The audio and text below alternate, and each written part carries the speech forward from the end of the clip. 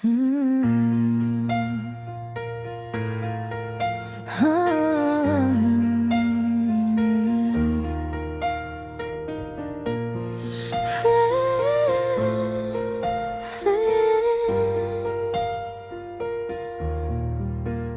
Sa unang pagkikita, hindi ko inakala na ikaw pala ang magiging laman ng aking alaala.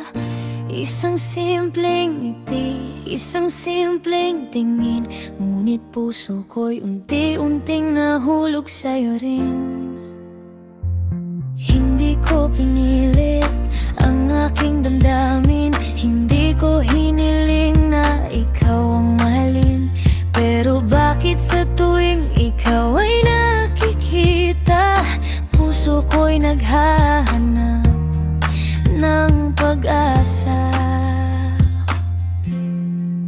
Kung ang pagmamahal ay isang kasalanan, sabihin mo kung saan ako nagkamali. Dahil wala naman akong ibang ginawa, kundi ang mahalin ka ng buong puso't tiwala. Mali ba ang ibigin kita? Maligang ikaw ang aking pinili. Kung puso ko'y sa'yo, kusang nahulog. Kasalanan bang ikaw ang aking minahal ng lubos? Mali ba ang ibigin kita? Kahit alam kong baka masaktan. Kung ang tanging kasalanan ko'y ang magmahal, bakit kailangan kong pagsisihan ng pusong naging tapat? Maraming gabi akong nagtatanong kung may lugar pa ba ako sa puso mo. Sa bawat tahimik na sandali, ikaw pa rin ang hinahanap ng aking sarili. Kahit may layo sa ating pagkitan, kahit may luha sa bawat alaala, hindi ko kayang utusan ang puso. Nakalimutan ka at wag nang magmahal sa'yo.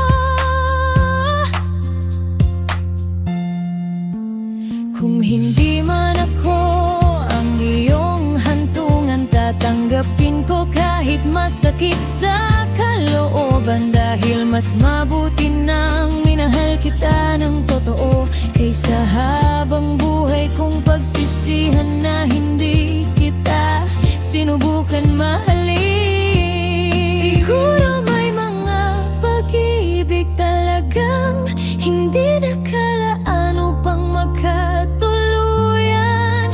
May mga pusong kailangang masaktan bago matutong tumanggap at bumitaw. Pero kung bibigyan ako ng pagkakataon, ikaw pa rin ang pipiliin ng puso ko. Kahit alam kong may kapalit na sakit, hindi ko ikahiya na minahal kita ng buong buo. Mali ba ang ibigin kita kung ikaw ang naging mundo ko? Mali ba ang mangarap na balang araw ako naman ang piliin ng puso mo? Mali ba ang ibigin kita? Hindi ko alam ang tamang sagot, pero isang bagay ang sigurado: minahal kita ng walang baya, walang pagtatago.